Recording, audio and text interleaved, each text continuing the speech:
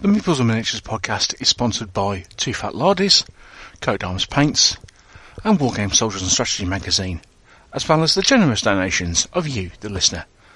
Many thanks to everyone for your continued support. The Meeples and Miniatures podcast, episode 104. Torn Armour, with guest Alyssa Faden.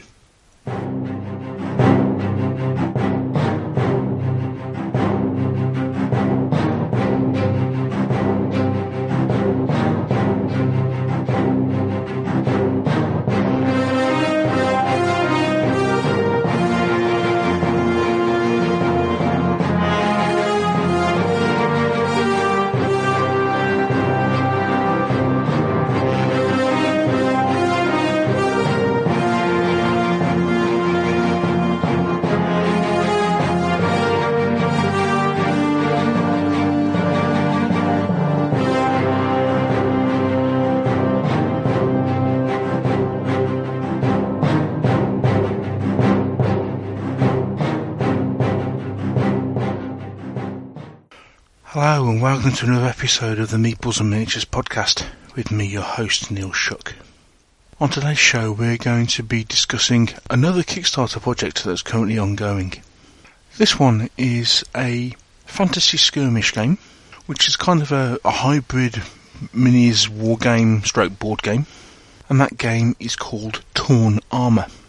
For the main part of the show we're going to be talking to the game's creator, Alyssa Faden, but once the interview's finished, I'll also spend a few minutes just going through the basic premise of the game. It's actually something we never quite got around to discussing as far as, well, we kind of touched on it when we did the interview, but I'll give a very brief explanation of how the game works. If you've listened to the podcast for a while, you'll know that this sort of kind of minis board game hybrid is something that I quite like. I'm a huge fan of the Command & Colour series. I'm heavily into a game called Excelis. And I've been really impressed by games like 8043 and subsequently Dust. So I was really kind of intrigued by Torn Armour to find out, what it was all about, what the vision of the world was. It does have some really cool minis. So, I thought it would be an interesting game to take a look at. Okay, so first off, we'll talk to the creator of the game, Alyssa Faden. So we'll take a quick break and we'll come back and we'll have an interview with her.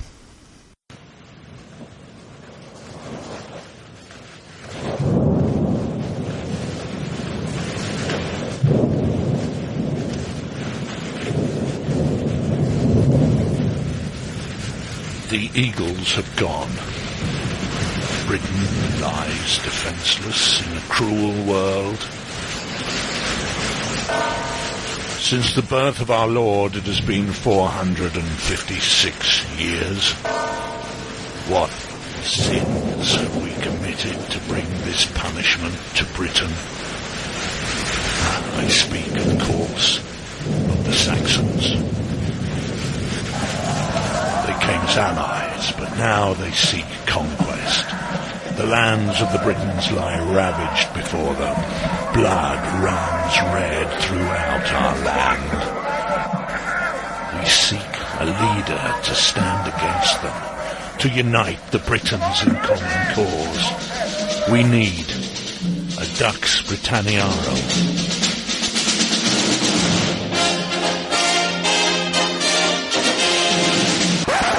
Right, that's enough of that. Dux Britanniarum from Two Fat Lardies. They really are very good. Well, I'm very pleased to welcome to the Meeples and Miniatures podcast, Alyssa Faden. Hello, Alyssa. Hi, Neil. Thank you for having me. Well, it's great to speak to you. We're talking to Alyssa today primarily due to the Torn Armour Kickstarter that is currently running. But before we get on to that, can you just give us some idea of your gaming background and what brings you to this point as far as hobby-wise is concerned? Yeah, sure. Happy to. Hope you've got a moment, because it's probably going to date me. I go back a ways. I'm actually originally from England, of course. Accent's flattened out a little bit now. Yeah. But I I don't want to say I predate Dungeons and Dragons. I don't. Even I'm not that old.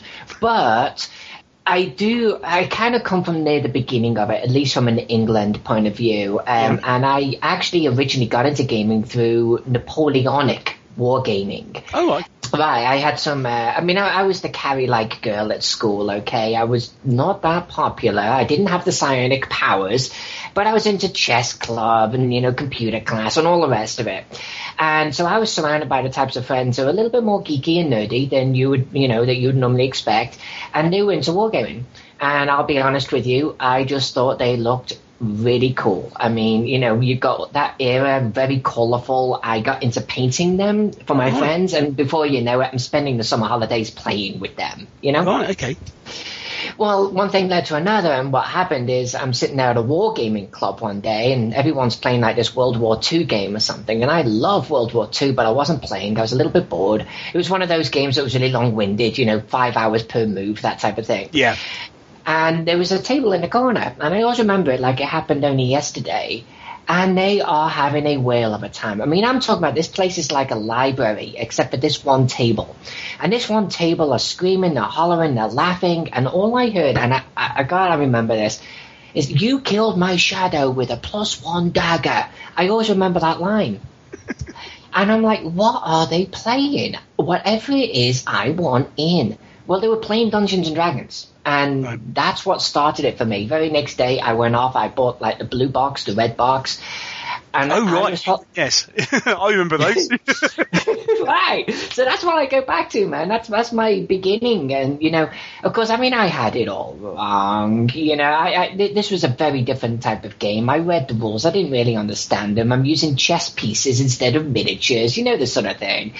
And that's where I started. Was with that. And of course, I'm the only one at school that's playing this game. So what do? Well, you go and get some others. And the funny thing is, there I am. I'm not originally that popular, but all of the jocks and that type of thing actually start taking a real interest in what I'm doing. So it's like I've got this group of friends that won't talk to me during the week, but over the weekends we're all playing Dungeons and Dragons together and loving every minute of it. It was really funny, Yeah. And that's been it. I mean, basically, I've been, I got a big, huge group from that. I would play every weekend, and we started experimenting with the different types of games, Call of Cthulhu, RuneQuest, Tunnels and Trolls, all of that glorious age of 1,001 different games, went all the way through doing that, basically, And then around 98, I actually moved to the States, had a short break from role-playing, and then it sucked me right back in again, and here I am still playing. Right, okay. So how come you ended up working in the industry? Well, there I am back in England, and, I'm not knocking what anyone else does, but I like writing my own. And so even back then, I would always write my own scenarios, create my own worlds, that type of thing. I just liked doing it. In fact, I'm known mostly nowadays for my mapping endeavors. A lot of people, I've mapped for some industry names out there, and it really goes back to back then. I used to just love doing my own maps and then writing the stories behind them. Yeah. So, I'm doing this thing. I'm running the game, every week, and I've got various people, various groups saying, you should publish this, you should publish this. And way back then, I actually sent a binder off to TSR in England, and they were like, this is good. You should send this to America. So I did. And right about then, TSR kind of, went through, let's just say, a change. Yeah. So my stuff was lost. It was gone, lost in the shuffle. And that was that. I just shrugged, moved on. Moved country, whole different gaming group altogether. And that gaming group started saying, this is really good. You should publish this. And so right about that sort of time, the whole indie publishing, the internet and everything starts kicking in, print on demand, PDFs. The world kind of moved into an age where you could actually self-publish and put some things out there. Yeah. So I did. And that was kind of the tip of the iceberg for me. I started dipping my toe in the waters. And then you got the social channels and you can share your things with friends more easily. And I remember sliding a map across the virtual table, so to speak, saying, hey, this is a map I did a few years ago. And the reaction I got just blew me away, because I'm actually kind of, I'm really modest as a person. So it kind of blew me away that anyone would have that sort of positive reaction to something that I would create. And it really started from there, because it kind of encouraged me to share more and more and more. And before you know it, I actually put out much bigger things, if that makes any sense. Yeah. Okay, so where did the world of Torn originally come from? Well, that's an awesome question, and the simple truth is, right at the beginning, here we are, I'm running a game every week, and typically what we would do is we'd run for 12 months, 18 months or whatever, and then stop for a while and move on to a different system. So, the group I was in, we really touched a lot of different systems, and I remember running a Bushido one day. Oh. And it went for a while, and we were having a lot of fun with it. And then, of course, Samurai being Samurai, it was a pig-headed bugger, Someone said, don't take that artifact outside of the keep, otherwise there will be repercussions. So what did he do? Took the artifact outside of the keep. The one thing you don't do to say to a role player is, don't do that. Exactly, especially a role player doing a Samurai, right? So he did. And, the whole thing is, the story behind that was, if you take the artifact outside of the keep, in fact, the inspiration was the book, The Keep, and the film, The Keep, where, you got this creature called Rassilon, and he's bound to the keep through this sword hilt, and if you take it outside of the keep, he's released. Well, I was kind of, basing this scenario on that. The samurai takes this artifact outside of the keep, this creature is released. So, I basically, the game was over. I destroyed the party, destroyed the world, and that was it. But that was kind of the beginning, because what happened is, a couple of years later, I was like, okay, we're back into Dungeons and Dragons. What am I going to run? I was like, okay, I'm going to do a world, but I'm going to actually pick up from where the first world left off. I'm going to actually pick up from this Bushido game. So the demon's been released. He probably destroyed the world. What happened next? So what I ended up doing was starting this game in a world that was kind of more of a post-apocalyptic environment, Yep. And that was actually the beginning of Torn. And what happened is, every campaign that I ran, which would last 12 months, 18 months or whatever, I would kind of move the timeline on a little bit. And, over the decades, we would go through different post-apocalyptic events and different ages of man. And we got this really deep lore going on, Mm-hmm. And that was kind of the foundation for everything. And then what happened is, honestly, you can imagine that there I am, I've been GMing for 20 years or whatever it was, and I'm moving country, and I'll be honest with you, Neil, I was really kind of just a little bit burned out in the GMing and the writing. Yeah. And I was like, I want to do something really fresh, really new. It's like every campaign I did, I wanted to write the next level, I wanted to write even better stuff. And I was like, I'm going to create this whole new world, and I came up with this concept that today I've not seen out there, but it was so unique, it was so alien, I actually came to the conclusion that it was too alien to play in. That players just wouldn't be grounded, that there wouldn't be enough there that was familiar to them. So I kind of shelved the idea, and I was like, okay, I can't use this new world concept I've got right now. But I really want to do something different with the world of Torn. What am I going to do? Well, I'll be honest, I smashed the new world into the old world as an excuse to basically rewrite a lot of the continents.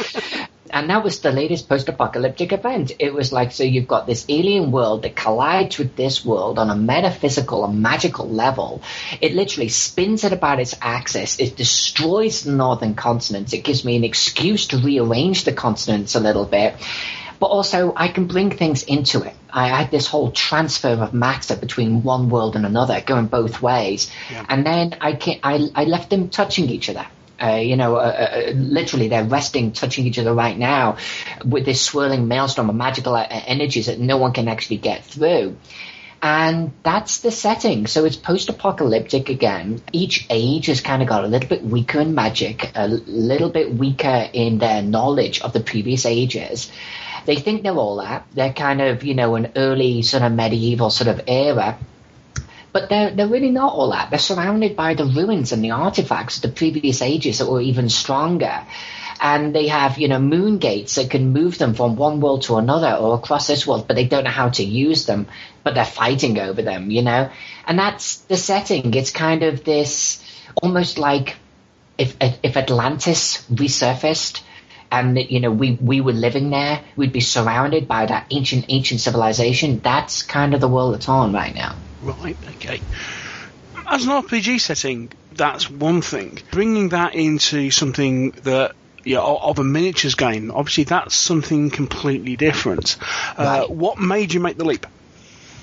That's a really good question. So here's the deal. I mean, I've got a few different options now for getting this concept out to people. I mean, I want to share this world. Who doesn't? I can either release some RPG materials. That's a total way of doing it. I could write a book. I could try and get someone to write a computer game for me. But I actually love board games. I've been playing them for decades and decades. I mean, I've got roots in the wargaming aspect. I love a good skirmish game. I was like, you know what?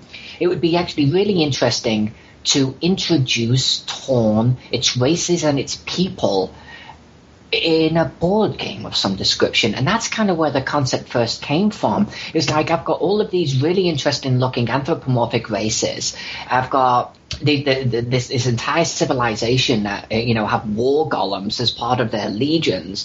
I could actually build a skirmish game and have people play that. And if they like it, because what I'll do on each unit card is have a little bit of lore, a little bit of flavor text, it might actually, I mean, not only will it be a great game, but they might actually want to know more. Yeah. And that's kind of been what's happening. I've got people that are playing the game that just like the game for itself because it's, it's quick to set up, quick to play, and, it's a nice little skirmish game that's fantasy based. But then I've got lots of people saying, are there RPG materials for this? Will you release RPG materials for this? And that's kind of then the next plan, is to have a different line catering for the tabletop player. Right, okay. We have these two factions. One, anthropomorphic animals based on Mayan culture, yeah? Yeah, no, you're actually 100% right. So, I mean, I'm a little bit of I don't want to say history buff, but I love history. I mean, I really do. I mean, I think everyone in our gaming does, right? And I'm heavily inspired by the nations and the cultures that have come before us. Yeah. And so, I read this great book a couple of years ago that was all about the Spanish invasion of South America. Yeah. And it really gave both sides of the story. And I was inspired by that. I was inspired by the Inca and the Mayans and the Aztecs. And I always wanted to do something with that. So I started bringing in elements of that into the northern continents where these anthropomorphic creatures are, because it just made sense, I mean, You've got, and especially if you add a little bit of a twist of the Egyptian too. Here they are, they're worshipping animal-headed gods. Well, maybe that's because they are animal-headed themselves. And then when you start sort of thinking, well, and they're a little bit more of an alien culture, and they're a little bit more, so I want to almost call them barbaric, less advanced from a southerner point of view, so to speak, then, it just seemed to add a lot of flavor text for them. So, yeah, we totally made them a little bit sort of Mayan in appearance. And the other faction, the Sisk, more Greek-like? Yeah, and the simple truth on that is, I mean, I love the Romans. I love how the Romans conquered most of the known world at the time, and truly believed that they were doing it for the best. They were bringing culture and civilization to the barbaric hordes. So from that point of view, I mean, there they are. They're incredibly expansionist. But, I mean, okay, I come from England. I come from a town where they were actually, they conquered my hometown 2,000 years ago. And I just think that it's really an interesting setting, to take that type of, they think that they're doing it for the best.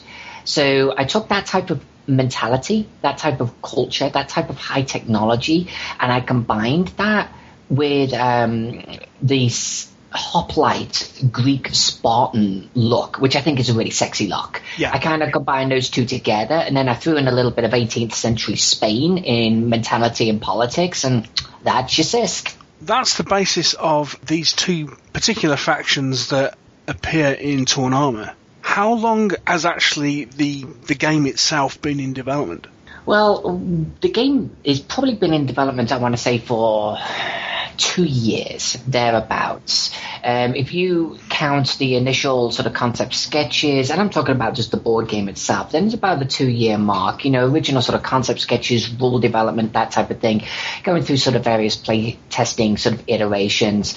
And then really, I want to say about a year ago, beginning to take it really seriously from the point of view of, engaging professional artists, actually getting a statistician on board to start working on probabilities with us and that type of thing. Yeah. And then there was a lot in the last 6 months really sort of fine-tuning everything.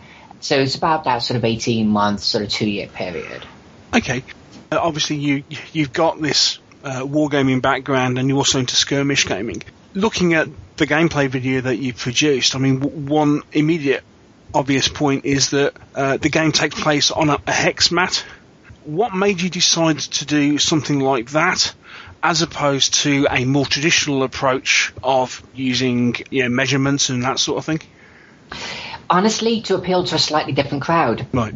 I mean, I'm a big, huge war gamer, and I love looking at an army that's highly painted. I could just look at that thing all day long. But the problem is, it's thousands of miniatures, thousands of dollars or pounds, a labor of love to get them all painted, and you're probably looking at a full day to play them. And I kind of wanted to break the mold a little bit. I wanted something where, you can pick out your army, set up and play in just like less than an hour. That's what I really wanted. And I wanted something where you could go to a coffee shop, set up a simple board and play a quick game. I wanted to kind of almost do the opposite of the full day table tennis table sized war games. I wanted something that was just boom, boom, boom, and you've got a few games in just a part of an evening. And so we came up with this concept of having battle mats. They're actually hex-based, so you don't have to worry about sort of, distances and things like that with, the traditional sort of square approach. And if they're double-sided, they're full color, and, if you get like half a dozen in the box set, you can take out 2 of them, flip them either way, they perfectly line up, or you can just play with one of them and you get this completely different battlefield each time, especially because then you've got these little terrain tiles that you place on top. Yeah. It changes the battlefield. So a little bit more accessible. Let's just call it that way. We have plans in the future for taking the line or an option of the line towards a more traditional for those that want a larger scale, battle, even potentially 3D terrain. Yeah.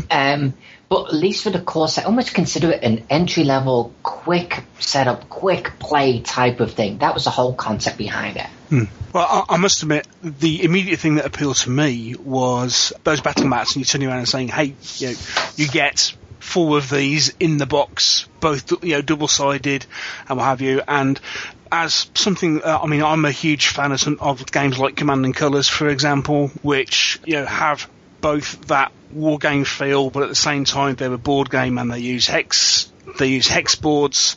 So you've got that complexity, but also the simplicity. So as soon as I saw that in a skirmish game, I was like, oh, I'm sold. That's a really good, that's a fantastic good idea on their own, especially knowing how difficult, it sounds daft, but how difficult just something like that is to get hold of outside of somebody actually producing a game for it. If nothing else, it was like, oh, that's an immediate selling point. Well, great. I'm glad. I feel really sort of positive about the game. I think that it does bring something new to this type of, sort of genre, let's call it.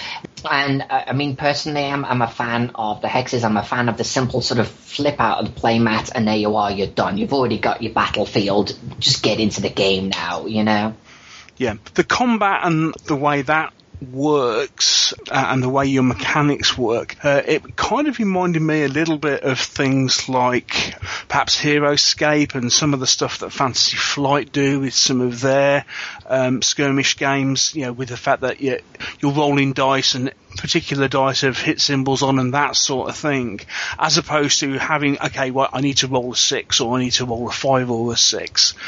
So again, was that a decision to make to say, okay, we're going to use custom dice simply to make the game easier and more accessible? Yeah, exactly. I'm a big player of Fantasy Flight's Dust, which I think is one of the systems you're referring to. Yeah. That works really well. Again, it takes the thinking out of it. I have dice. I have buckets of dice. I get it. But, I wanted it to be kind of this no-brainer thing, particularly because we have some expansions that we've got in the line here that would take this concept of the dice and it's either a hit or a miss. That's it. You don't have to think about it anymore. You don't have to figure out if a 4 is a hit or a 5 is a hit. It's a hit or miss. We've taken that to a new level as well, because we want to introduce a concept of a power dice where there's 2 hits on a side versus the 1 hit, And again, it's nice and simple. If you see 2 symbols on it, it's 2 hits. You don't have to think about it anymore. In fact, Descent into Darkness did something similar, and I'm a big Descent fan too. And I wanted to take something like Descent and like Dust. And, to me, they're very accessible. They work very smoothly as why invent the wheel? That type of concept works. That's what we're going to do. It'll make it nice and accessible. And everyone loves dice, so we'll throw 25 of them in the box here, Yeah. And that's also one of the things, I think Dust is basically you get a set of dice, maybe 2 sets, 2 different colors, and that's it. But we thought, well, you know what? There's heroes in this game. There are avatars in this game. There are very powerful creatures potentially in this game.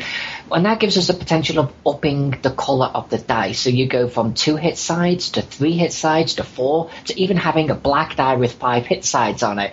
So, and I think that's an interesting dynamic, So that's how, over the 2-year period, we ended up settling on that as a mechanic. Right. And now we arrive at a point where you've launched a Kickstarter. Question is, at this point, why go down the Kickstarter route? For start, I guess I've got 2 reasons for that.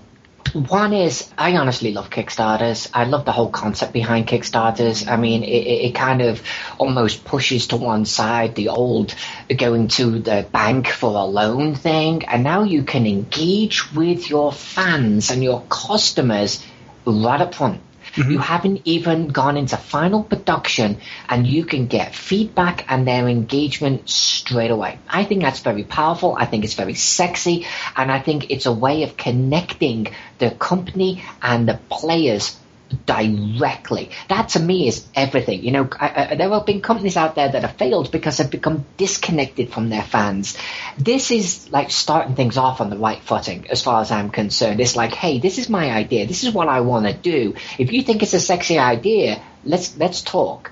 And that allows fans, even just for the $1 level, to say, yeah, I'm digging this idea. I would love to talk to you about it more. Honestly, I don't think that there's anything better than that. So I'm actually quite a bit of an advocate for Kickstarter in that sense. Yeah. And then, generally, we need, our funding level is $50,000.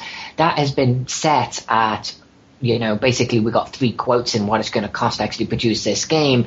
And they're all coming in around the $50,000 mark. By the time we actually take off the Kickstarter share and we ship this thing and, we actually pay all taxes on it and everything, it's going to be $50,000. So that's why we've got that price point. I can either go to a bank or I can talk to the customers right up front that might be interested in this thing. For me, it was a no-brainer. Let's do a Kickstarter for it. Right. So we've got the world, we've got 2 armies, we've got a way of funding the whole thing. And then you've obviously got a team surrounding it, including a couple of very talented miniature sculptors. Yeah, and you see, one of the things that I wanted to make sure happened is, I don't want to be standing here on my own trying to produce this game. People are going to say she can't produce this game on her own, and they would be right. But also, due to my cartography efforts actually over the years, I've come into contact with some really talented folks. I've worked for some pretty good companies, and that's enabled me to, get in touch with people like Ross Isaacs, Jim Pinto, and Jason Riebe. Come on. Just him alone, when I first met him, I was just wowed. I think every miniature he's ever bloody sculpted. And then to actually be talking to the guy one day like he's just a friend, honestly, I was starstruck. I really was. So the minute so imagine I'm doing all of this artwork over the years, the concept artwork for Torn and Torn Armor in general, and I start putting this out there, and Jason contacts contacts me and he's like, you gotta let me sculpt these. You gotta let me sculpt them. So the minute that the game actually started taking some serious shape, I was like, Jason, you can pick out whatever you want here. It's yours. So he is. And of course, as only Jason can do, he's gone with the anthropomorphic ones because, I mean, let's face it, he's going to knock them out of the park. He's already done an awful lot of that sort of work with Reaper and stuff, hasn't he? So it almost seems like a no-brainer for him to take that side of things on board, doesn't it? Oh yeah, for sure. I'm really happy to have him on board. And to be honest with you, the guy's like an industry giant. You drop his name into a conversation and, you know, anyone worth a salt immediately knows who he is. So I'm really proud to have him as part of the team. Great. We got the Kickstarter together. What exactly, can you just explain to people who know nothing about Torn Armor itself, what exactly would they be looking at? What exactly would they be backing? You know, should they be interested? You know, from a game component point of view, or what they're going to get? Well, a bit of both. Okay, so let's start with the game component, shall we? Sure. You know, I'm going to answer this in a couple of different ways. Okay. For $75, someone's going to get the core boxed set, which is going to have 39 miniatures in it, ranging from like 20 millimeters in height all the way up to over 60 millimeters in height. And that's for the little mouse slingers all the way up to the big huge Sisk war golems and everything in between. Okay, so just to confirm, so the basic scale, is this kind of like what they call like heroic 28 millimeter sort of scale? Yeah, no, totally it is. Totally it is. You know, I've got a miniature collection that I should probably be ashamed of. I can't stop buying miniatures. And I've noticed over the years that we've gone from the traditional 28 millimeter through to more like 34, 32 millimeter, right? Yeah. So we actually want miniatures that fit right in that range. So they're actually, you know, standard human is going to be 32 millimeters to the eye. Right. And that means you could slap them down on a D&D table if you want, and they're not going to be out of place. And I think that's fine. I kind of want that. I want people to be able to look at the miniatures in the context that they're more than just this game. They're sexy-looking miniatures, and you can put down a war golem if you want as a GM and use it however you want. I kind of want people to have that versatility. So, obviously, the little mice guys are smaller than that, and the golems are a lot taller than that. Yeah, sure. The rest of the box set, you're going to obviously get the full color rule book, full color scenario book. You're going to get 25 dice, and that's 5 sets of 5 different colors. You're going to get the terrain pieces. You'll get 4 double-sided full color flip mats. And then, of course, we've got the unit cards for the various units in the game. And then you've got the equipment cards and the spell cards. And they're kind of an added little twist that we've got because they allow you to additionally customize your units, you know, before sort of gameplay. So all of that is kind of your core set. But then if you just go for the $100 mark, we're just talking $25 more. We've got 2 Minotaur brothers. And so they're more like your 44 millimeter in height. And they have this really interesting dynamic. They have 2 dynamics. One, they're a third faction, the mercenaries. Mercenaries can work for any side. And so we're going to have this whole sort of line of mercenary things that, you know, players can basically pull from if they want to. Yeah. If you have both of these brothers on your side and they fight adjacent to each other, they're actually a little bit stronger. The miniatures are outstanding. They're gorgeous to look at. And I've actually been very surprised that most people are actually backing that level because they want the 2 Minotaurs. So that's a sort of game component you're getting. You mentioned a scenario book. How many scenarios come in the book? So there's 6 scenarios in the book right now. We actually have a plan as we hit some stretch goals to increase the number of scenarios. I actually have some interesting developments in the works that will also go alongside that with some extra minis as well. But basically, the core set will start off almost like, you know, when you play a computer game, you play a little tutorial first just to get you warmed up. Yeah. I'm a big, huge computer game nerd, and so we're doing the same sort of thing with the scenario book. First scenario or 2, just dip your toe in the water, get you used to the rules a little bit. And then by the time you hit the 3rd, 4th scenario, you kind of fielding, you've got enough gold pieces each to start fielding 4 or 5 units, you know, at a time and still really get into the meat of it. And the whole point of the scenario book is it kind of tells a story. It tells a story of these 2 factions actually arriving on an island where there is a moon gate and they want to take control of the island and the moon gate before the other faction does. So it tells this story from both points of view, as you play that out. With the 39 miniatures in the box, that effectively gives you 5 units plus a hero on each side? Yeah, actually, bang on. And the heroes count as units too, but they're kind of a special unit because you can combine them with another unit or use them on their own. Right, okay. So that's the base game. Are you looking at expanding that as part of the Kickstarter, or is that potentially something that comes later? Both without a doubt. If funding goes really well, and I'm going to acknowledge we're up against some industry giants during March, so I don't know how high we can push this thing. Mm-hmm. But we have plans to, we've got our stretch goals mapped out. I didn't want to structure this where it was just a series of stretch goals. I think people are a little bit suspicious of that.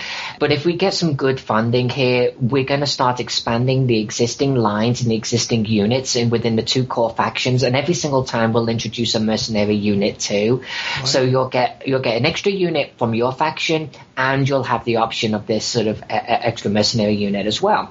So there'll always be 3 units in every single stretch goal that we're going to do, plus spell cards, plus equipment cards, and so on and so forth.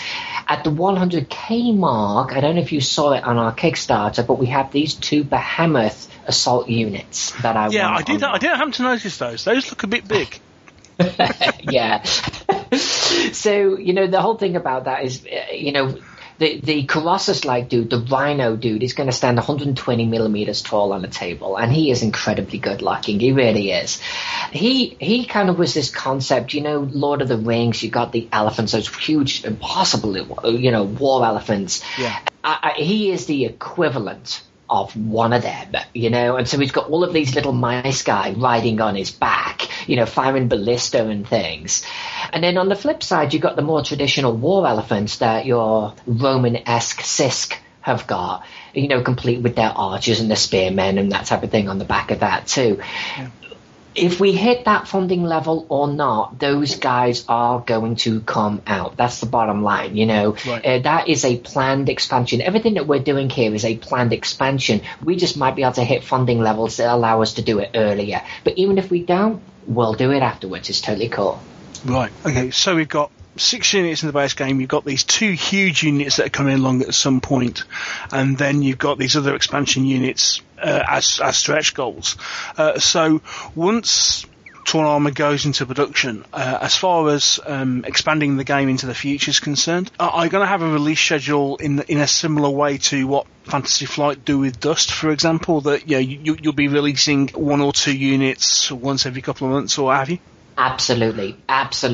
There's too much here not to do that, to be honest with you. Aside from expanding the 2 core factions, and we had to pick, a couple of factions to do, but they've got a lot of personality, so there were good choices for the core set.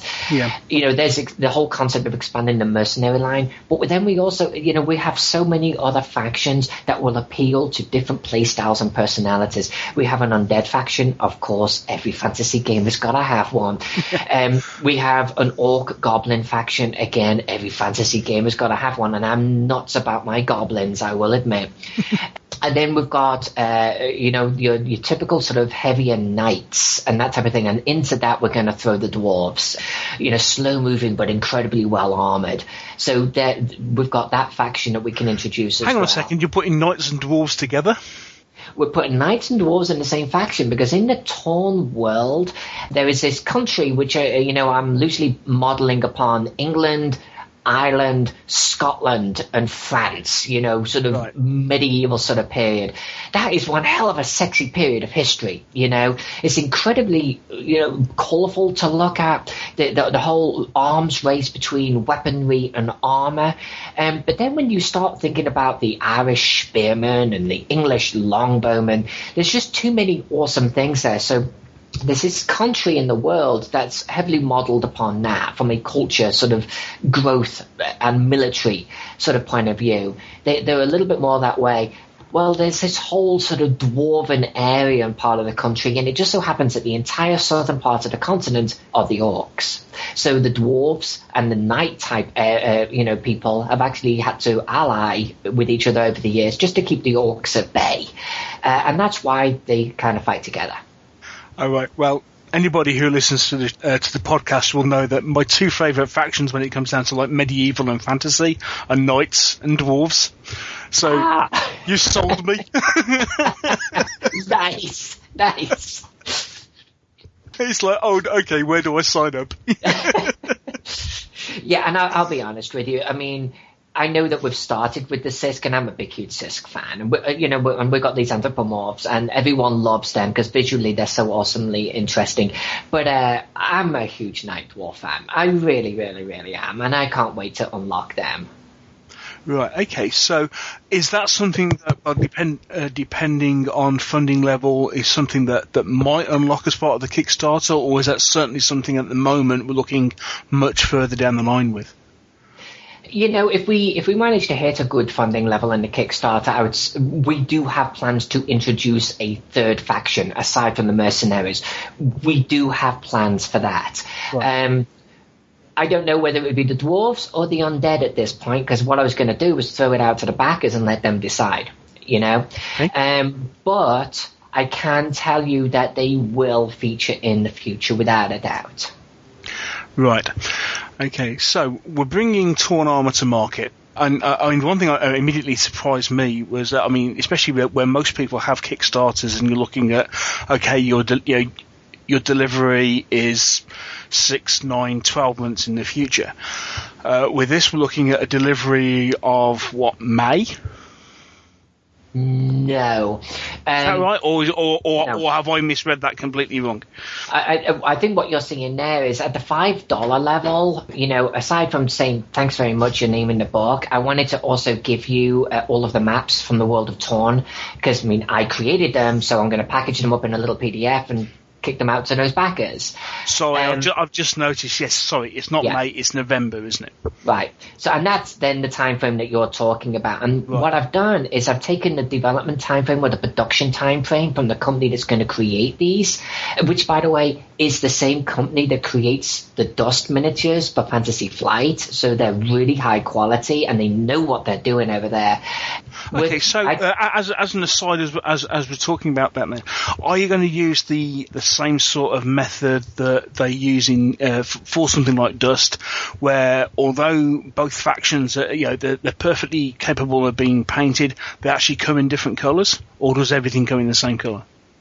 We're going to do exactly what they're doing from a different colour point of view, because I'm a big painter. I love a painted miniature, and I think these will be paintable, and I want to see them painted.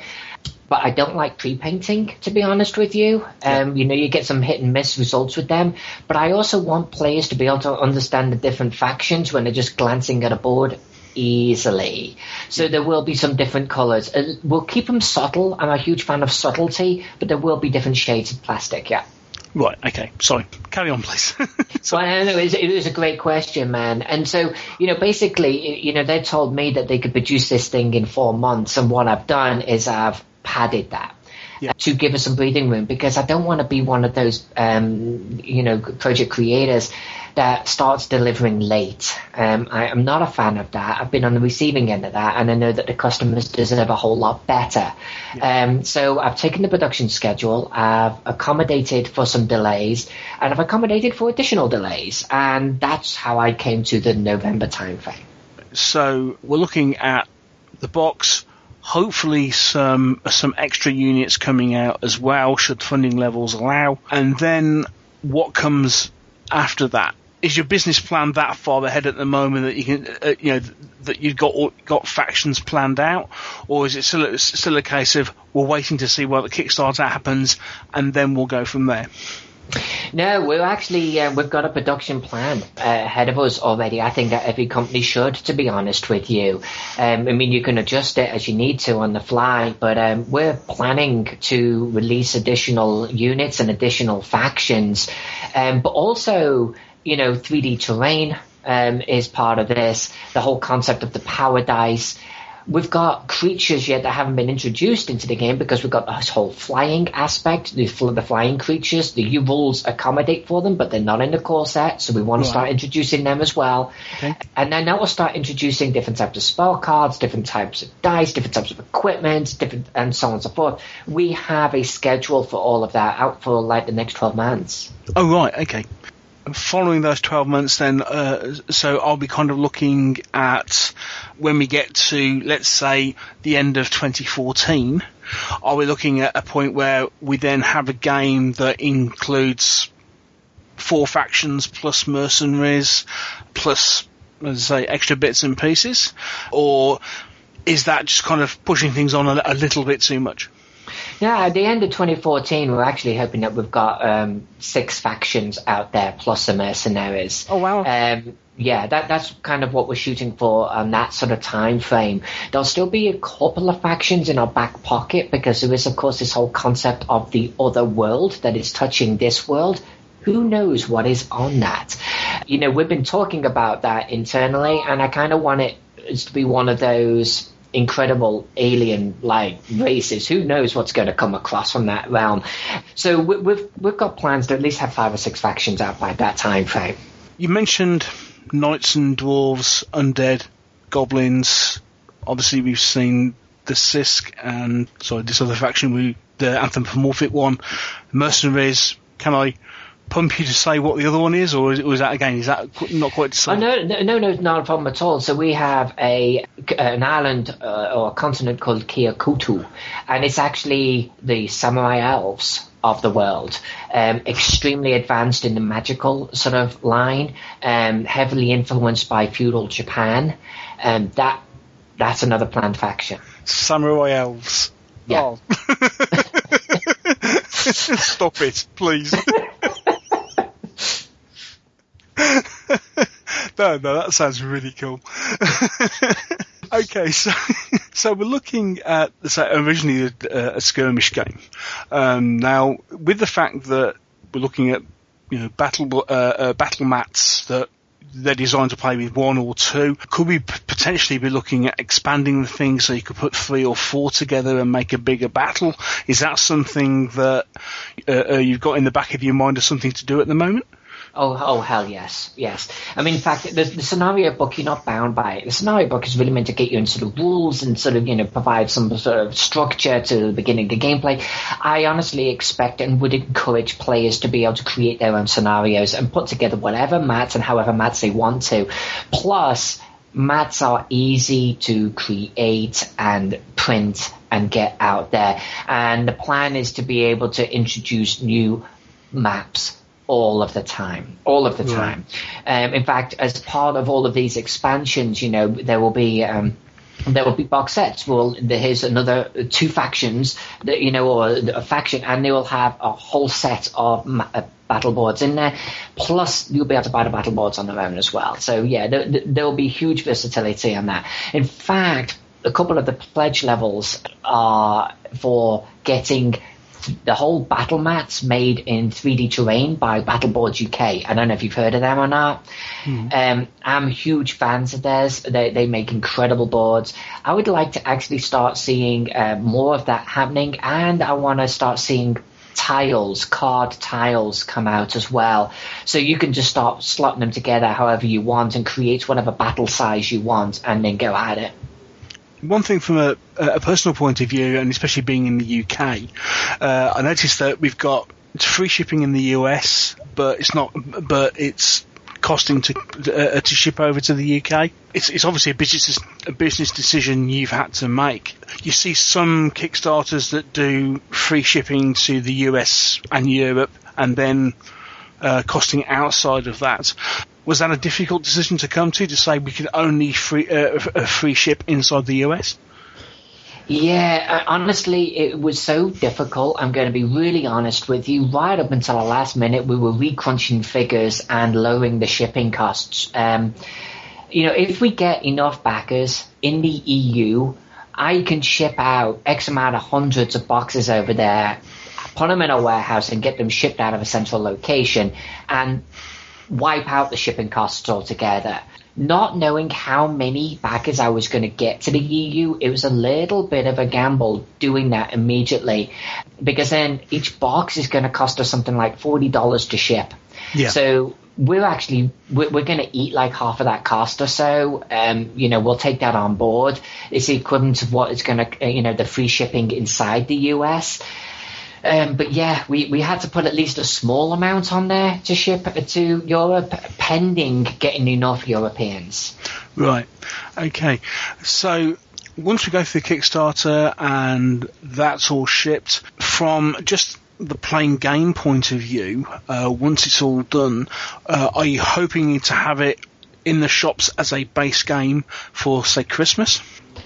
I don't see any reason why that should not be possible, to be honest with you. I've had a couple of distribution companies interested in picking it up. I think in all likelihood that it might not make the Christmas time frame, but that would be nice. Certainly they'll be here in the country, in November and getting shipped out. I don't see any reason why some retail stores would not have them on the shelves. It'd be almost equivalent to 6 weeks later. Right. Okay. There's just one other thing, and I can't really sort of say too much right now because it hasn't been signed on the dotted line. Okay. But, recognizing that we're up against quite a few big industry names this month. And, of course, Monty Cook is kind of taking the whole world at the moment with his Kickstarter. Yeah. Recognizing that, we have to sort of get a little bit of attention on us. We've got to fight a little bit harder to get attention on us. So I really wanted to sweeten the pot. So I've started talking to an industry name, a miniature company. They're actually backing us, so you can actually figure out who they are fairly easily. The plan is actually to take one of their iconic miniatures. It's a fairly large miniature. They've given us permission to put a Torn Armor unit card on it. And I'm looking at giving it away free for the first 500 backers. That's kind of where my head is at right now. Okay, it hasn't been put on the Kickstarter yet because, like I say, we haven't signed on a dotted line. But I'm really hoping that we can sweeten this deal somewhat, and we'll be moving into collaboration with them. Oh, that sounds really exciting. An industry that, especially when it comes down to things like fantasy games or what have you, there's an awful lot of skirmish games, an awful lot of fantasy games out there. To come up with a different concept, a different world, some cool-looking miniatures, some really cool and exciting-sounding factions. That in itself is something to be applauded, to actually go out there and do something different. So it's really good to see this sort of game being brought to market. I'm all for bringing miniature gaming out and making it more accessible, and it does seem that this is one of those games that does that. Well, Neil, I totally appreciate that. Thank you. That's exactly what our objective was. And I'll tell you what, man, and I mean this, it's kind of an impulsive decision, and Jack will probably kill me for doing it. But I'll be serious now. For anyone that listens to this cast of yours and backs our project, for the core box set or higher, that does that from your show, I will give them free shipping wherever they are in the world. Oh, that's fantastic. That's really generous of you. Thank you very much for that. All they'll have to do is just like PM me or something and tell me, hey, I'm doing this because of Neil, and they will get free shipping. Oh, that's fantastic. Thank you. And yes, you probably will get killed for that. Well, Alyssa, it's been fantastic to speak to you and to find out a bit more about what you're doing and the whole Torn universe and what you're trying to achieve with Torn Armor. It'd be really good to come and revisit this whole thing once the Kickstarter's finished, and to see where you are with stuff and to see what the next steps are. I mean, would it be possible to come back and have another chat? Oh yeah, absolutely. I'd love to. Fantastic. Well, as I say, it's been fantastic to speak to you. Thank you very much for your time. I really hope that the Kickstarter is a really good experience, and I'm looking forward to seeing what you've got for us with this game, and to see what it comes out in future. And I'm looking forward to dwarves and knights and samurai elves. I mean, it makes sense. Well, thank you for having me. Thank you very much for being on the show. All the very best for the future. Thank you very much.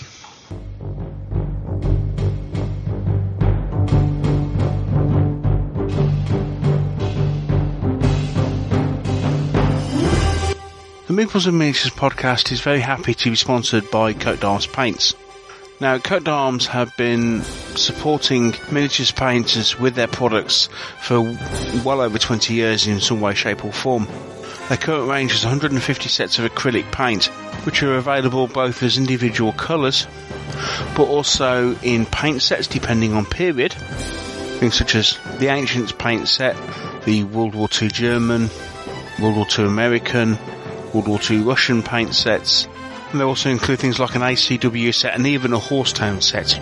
That's one way to purchase your paints. And they also do triads.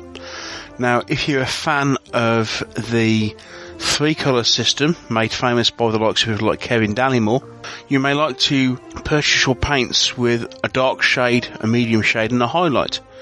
And the triad system from Coat d'Arms allows you to do this. They also have ranges of textured paints called Brushscape, which allow you to paint from textures onto bases as well as colour.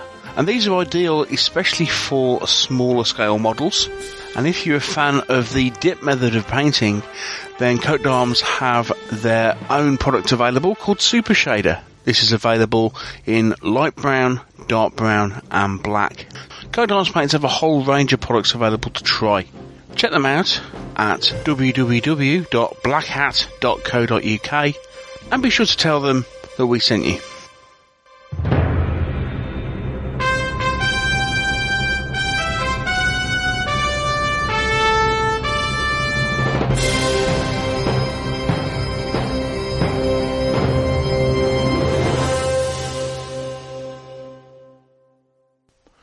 Okay, so you've now heard a lot about Torn Armour, but it was one of those things that we never really talked in depth about how the game worked.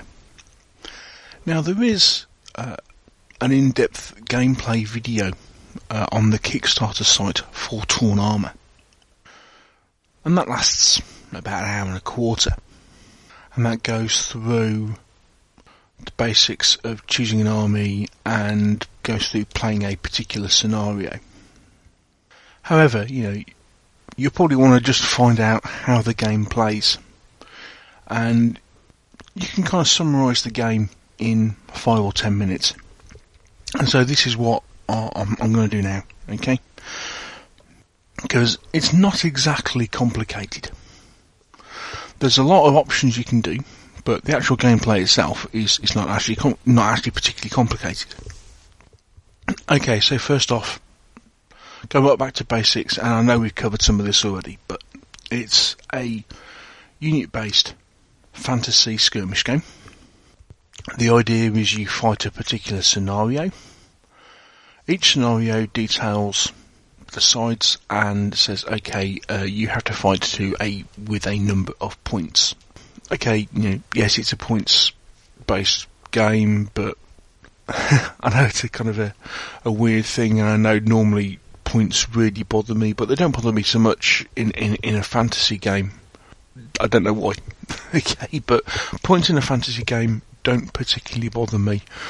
Historically, I had different issues, but there you go. So, you obviously have all these different units. Each one, it's a standard setup. Each one is worth a different number of points. You can allocate equipment cards to them. If you want to bolster a particular unit in a particular way. The game also includes heroes and mages, or spellcasters of certain types, and you can allocate extra spells to those people. You have melee units. You have missile units, you have units that are kind of a hybrid of both. So, you pick and choose your army accordingly. And especially within the base game, it looks as if you'll be having usually between 3 and 6 units on the table. But obviously the game can get much bigger if you so wish. So once you've chosen your army, you deploy. Essentially, you have a roll to see who has initiative to deploy first. Basically, you roll. The person who loses the roll must deploy a unit first on the table. Tables are hex-based mats. Before you deploy your units, you can deploy scenery onto the table. There are rules for doing that based on the particular scenario. As I understand it, each of these double-sided battle mats that we've been talking about has a certain amount of pre-printed terrain on the mat, but you've also then got these terrain hexes that you can deploy on the mat as well. And then once you've deployed your terrain, then you roll to deploy your troops, as I just mentioned. The loser has to deploy one unit first, and then you alternate deploying units. Okay. Once you've deployed, I believe you then roll for initiative to see who goes first in the turn. So, you roll for initiative for the turn. The person who wins then moves their first unit. The game is alternate unit activation. Okay, so you move a unit, your opponent moves a unit. During a unit's activation, it has 2 actions. Now, some units have special rules, which means it can do certain things, especially like at the start of the first turn, for example. In an example of gameplay, there's a note to say like certain units are classed as like scouts, so they get a bonus move in the first turn and things like this. Or if units are fast, they can get a bonus to their movement. But essentially what you do in your normal turn is that you may choose to move, shoot, melee, what have you. Yeah, cast a spell, that sort of thing. And you have 2 actions. Okay, so you can do things like double move if you so wish.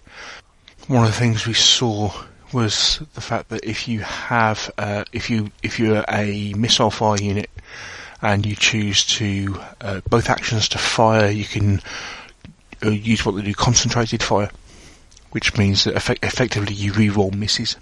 And there's various other things you can do as well. Okay, that's the basis of the movement and everything in the game. Really simple. Combat works on a dice system. Alyssa already mentioned about these different coloured dice. Essentially what you've got is that depending on the colour of the dice, they have more and more hit symbols on the dice. Okay, so you start off with, I think it's the green dice at the start having 1 hit symbol, and it's 2, 3, 4 and 5.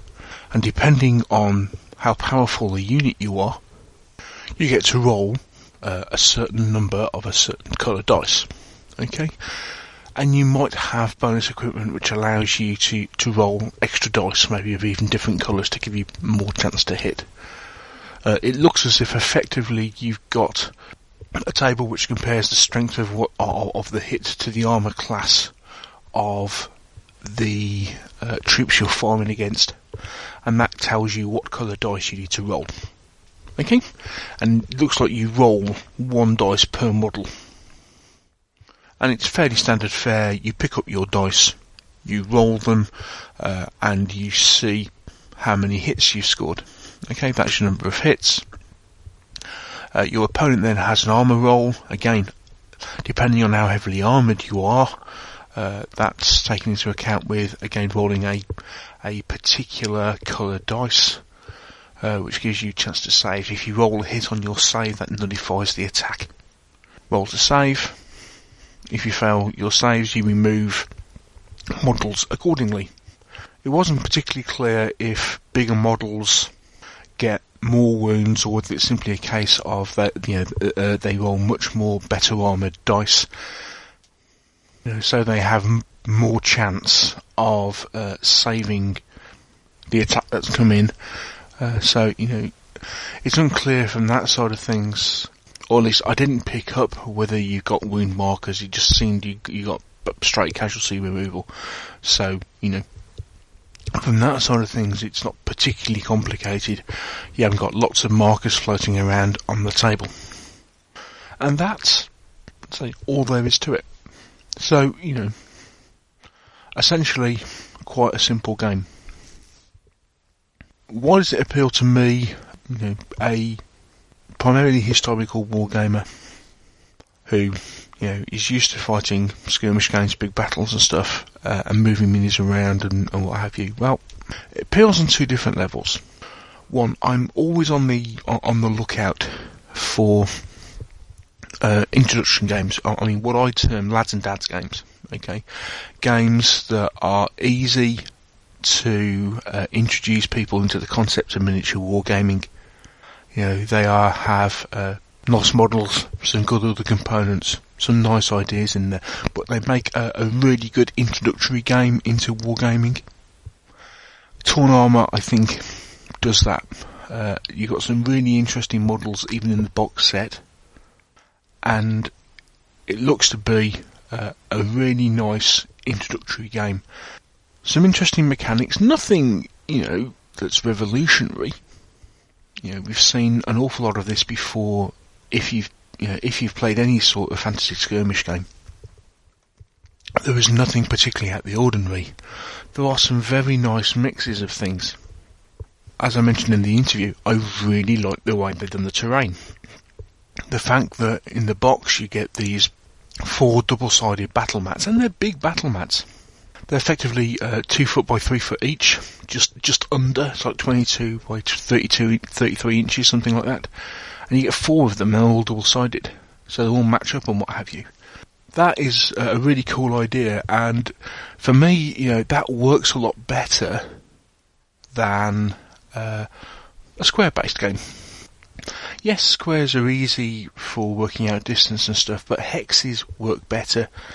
There's no kind of long and short sides, so you've got no quirks when working out ranges.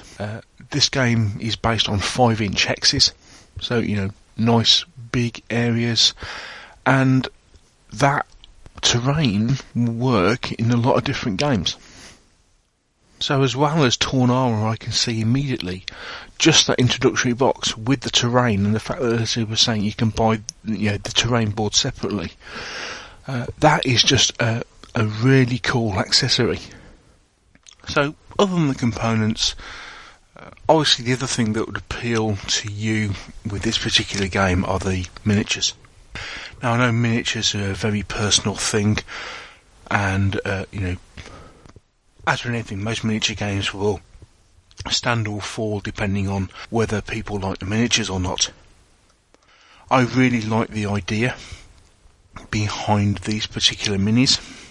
I'm perhaps not completely sold on this anthropomorphic race, although I can really see where they're coming from. It's really quite clever, especially where the Mayans tended to dress up their warriors as leopards and different animals. If you want a really good example of what they may have looked like, Steve Barber has done a fantastic range of South American ancient warriors in 42mm. Absolutely stunning, superb looking miniatures. Historically based, but you can see where the styling of this particular faction comes from. Now I find that interesting. However, the other faction in the box, the Sisk faction, with that Greek Spartan look, are the ones that intrigued me at the box set. I really like the minis. They have these war golems, which they use, the big one of which kind of reminds me of Talos from the Jason and the Argonauts film.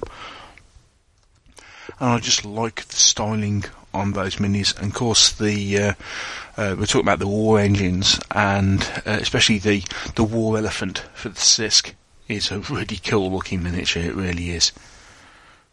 So I liked kind of the mini styling from the get-go. And then, as you heard in the interview, let's just start to talk about different factions, and you've got a faction made up of knights and dwarves, and then a faction of elven samurai. Oh, that kind of sold me on the game, to be honest. So there's enough going for it in this particular instance, for me to give this a go. To say, hey, yeah, I'm interested, I'd like to look at this further. Now, it'll be interesting to see where this ultimately leads to. So that's really why I'm interested in Torn Armour. Now, just a reminder, as you heard Alyssa say in the interview, she's putting an offer out to anybody who listens to this podcast and wants to back the Kickstarter, that they're going to waive the shipping if you back the Kickstarter and then private message her and say, I heard about this on the Meeples and Miniatures podcast. They'll waive the shipping. So that's Torn Armour. I think it's got a lot of positives going for it. It certainly won't be everybody's cup of tea. I mean, some people will probably turn around and say, well, you know, it's a little bit too basic. It's it's very much say a hybrid board game, miniatures game, and it depends whether you go for that thing or not. As I've already said, I do like that sort of hybrid game, especially with the appeal that when you get going and everything, you can play a game in an hour, which is sometimes all you want. You just want a game that scratches that miniatures itch. If you're playing on a busy night, and let's face it, we're all pressed for time these days. It's a game you can get out, play, put away, and you scratch the itch. Okay, that fun, quick game that still includes, strategical thinking, and is complex enough to provide challenge past a couple of games. And I certainly see Torn Armour as being something that will do that in the future. And of course, especially with the way the factions work and the models concerned, these are models that are not just usable in Torn Armour. Especially as soon as you start looking at all this stuff, the game that immediately springs to mind for me is Songs of Blades and Heroes, which is my kind of fantasy skirmish game of choice. These models will fit right into that, and you can quite easily just use the battle mats, ignore the hexes, use the terrain if you so wish, and play a game of something like Songs of Blades and Heroes, because the board size is the same, but they look really nice printed boards and what have you. So there's extra versatility in the set. And that's really why I'm looking at it. It's not just one game, it's a possibility to play several different ones as well. So, as I say, for me, I'm looking past the base game. I'm also looking at what the components give you and what you can potentially do with that in the future. One other option has become available on the Kickstarter even since I recorded the interview with Alyssa. I was mentioning that I thought, if nothing else, the battle boards and those components and stuff were really worth a look. They were really interesting in themselves. Almost worth getting the game just for those. Well, one really interesting thing is they've just put a couple of new options on the Kickstarter. One is to purchase only the minis. Okay, so you can buy all the minis and use them in a game of your choice. As I've already said, these minis would be absolutely ideal for using in a game like Songs of Blades and Heroes, for example. Okay, minis only option, free shipping anywhere in the world. The other thing is, and this is something I'm really excited about, is the battle mats, the rules, or all the faction and spell cards and everything are also an option to buy separately, rather than buying into the complete game. Again, free shipping anywhere in the world. It gives you everything you need to play the game. You can use your own minis if you've already got them. It gives you the cool rules to sort out the game that you want to play elsewhere, or it just means that you've got this cool scenery to play with in your own games. And those options are actually really quite cheap in comparison. I mean, the full game, okay, purchasing the full game is $75. If you only wanted the scenery, that's $35, post free. If you only want the minis, that's $50, post free. If you want the minis plus these two mercenaries that they were talking about, the Kickstarter exclusive Minotaur Brothers. That's $75 for the minis, post free. Okay, that's 3 different options for buying different things of the game. Okay, the minis or the rules. Obviously, the base game is $75. The base game, including the Minotaurs, $100. And if you want to include the stretch goals as well, that's $150. So lots of options, but even if you just want the scenery, $35, which is what? 25 quid tops, including postage. I think it's worth a look, just for that.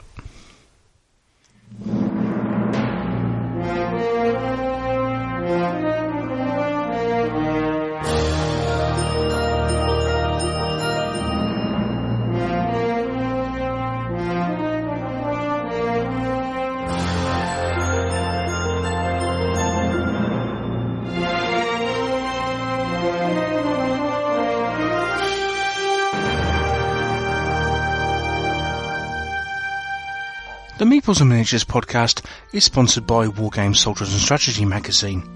Wargame Soldiers and Strategy is published by Caravanserai Publishing, the publishing house that is responsible for Ancient Warfare and Medieval Warfare magazines.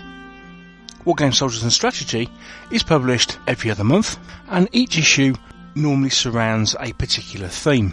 Now that can be anything from US airborne operations on D-Day, campaigning in the Dark Ages, or the Colonial Wars, to name but a few. And every issue is packed full of ideas for scenarios, rules reviews, miniature reviews, painting guides, and even new rules and games. Add to that columns by people such as Rick Priestley and Richard Clark, plus all the latest hobby news and reviews, and you have an indispensable addition to your Wargames library. For all the news on the latest issues, and for subscriptions, check them out at www.wssmagazine.com.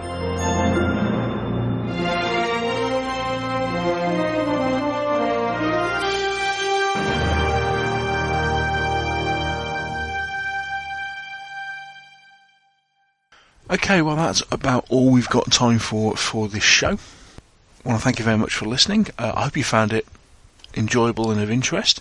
From this marathon bout of podcasts that you've been getting out, once every few days, we've got one more to go immediately, which will be coming up again in another few days' time, and we'll be talking about Achtung Cthulhu.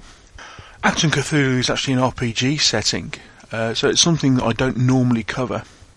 However, there are a few things about it which kind of caused me to kind of go, that looks interesting. And if nothing else, it could be an ideal setting for building your own game using an existing set of rules. So that's what we'll be looking at the next show. And just something to flag up and say, email me if you're interested. I have an email actually from the guys behind Kickstarter, asking if I'd be interested in interviewing them for the show. So, I'll put this out to you now. If you're interested in hearing something about Kickstarter, so you'd be interested in doing this, hearing this particular interview, let me know. But I'm also putting out for, if you've got a question, if you have a question about Kickstarter, and, that you would like to put to the people behind it, email me in, let me know. And, I'll see if I can ask it during the interview. Okay? So, an opportunity for you to get involved in one of the upcoming shows. Okay, we'll leave it there for this time. As I said, thanks again for listening. Take care until I speak to you very soon. In the meantime, happy gaming. Bye.